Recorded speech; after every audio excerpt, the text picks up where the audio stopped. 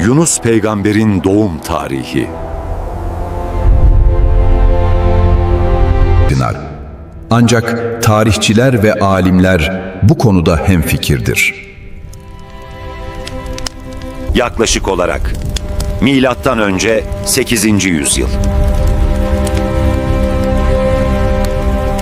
Günümüz Irak topraklarında, Ninova şehri yakınlarında bir köy.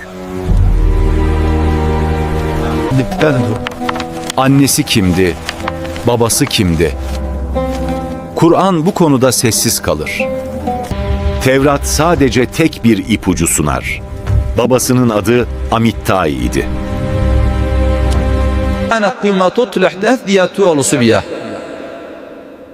Allah neden annesinin adını gizledi?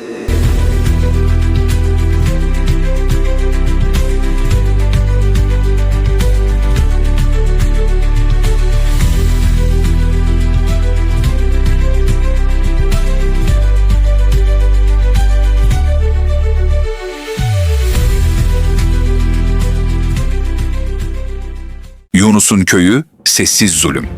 Yunus'un yaşadığı bölge dışarıdan bakıldığında sakindi. Ama içten içe zulüm vardı. Ninova halkı putlara tapıyordu gücü olan, güçsüzü eziyordu fakirler aç, zenginler doygundu, adalet satılıktı. Ve başlarında bir kral vardı. Kral kimdi? İsmi kesin olarak bilinmez. Ama Asur krallarının ortak özelliği şudur: merhametsiz savaşçı halkını korkuyla yöneten, itaat etmeyeni öldüren bu kral da farklı değildi. Halk korkuyla yaşıyordu. Susmayı öğrenmişti.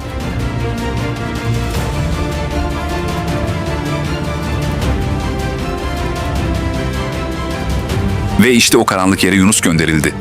Görevi basitti ama imkansızdı. Uyar, hatırlat, tevbe ettir. Ama halk güle güle reddetti. Alay ettiler. Eğer doğruysan azap gelsin.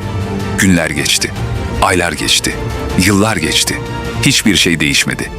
Ve Yunus bir peygamber olarak bile sabrın sinirine geldi. Ve burada hikaye tehlikeli bir yere girer. Yunus Allah'tan izin almadan köyünü terk etti. Çünkü bu noktadan sonra olan hiçbir şey tesadüf değildir. Bir gemiye bindi. Deniz sakindi. Ama sonra fırtına koptu, gemi sallandı. İnsanlar bağırdı. Ölüm yaklaştı. Ve kura çekildi. Bir isim çıktı. Yunus. Tekrar çekildi. Yine Yunus. Üçüncü kez. Yine Yunus. Artık kimse konuşmadı. Ve Yunus denize atıldı. Balina. Ceza mı, merhamet mi?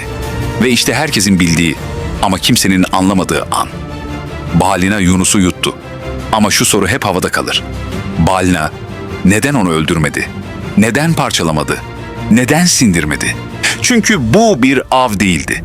Bu görevli bir karanlıktı.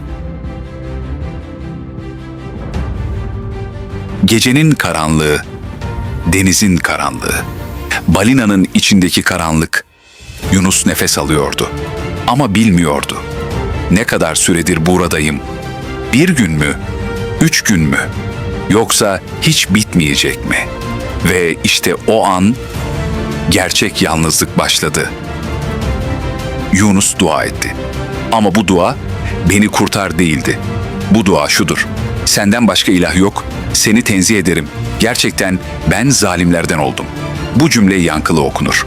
Çünkü bu bir itiraftır. Kurtuluş ama bitiş değil. Balina onu kıyıya bıraktı. Yunus kıyıda hareketsiz yattı. Ne gidecek gücü vardı, ne dönecek iradesi. Ve tam bu noktada Allah onu yalnız bırakmadı. Yunus'un üzerine bir kabak bitkisi bitirdi. Bu rastgele bir bitki değildi. Geniş yapraklıydı. Gölge yapıyordu. Güneşi kesiyordu. Böcekleri uzak tutuyordu. Yani Yunus'u güneşten korudu, acıdan korudu, yalnızlıktan korudu.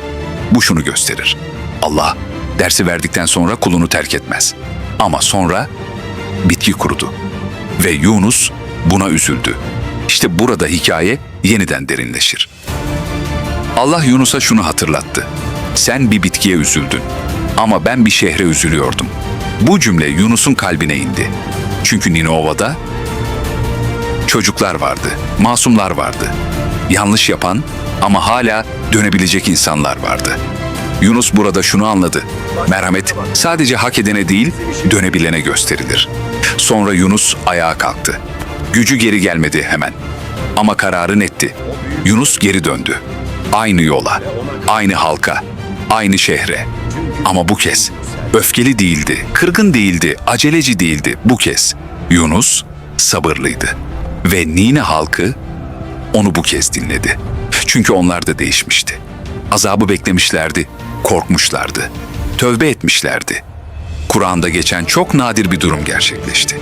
Uyarılan bir kavim topluca iman etti ve Allah azabı kaldırdı.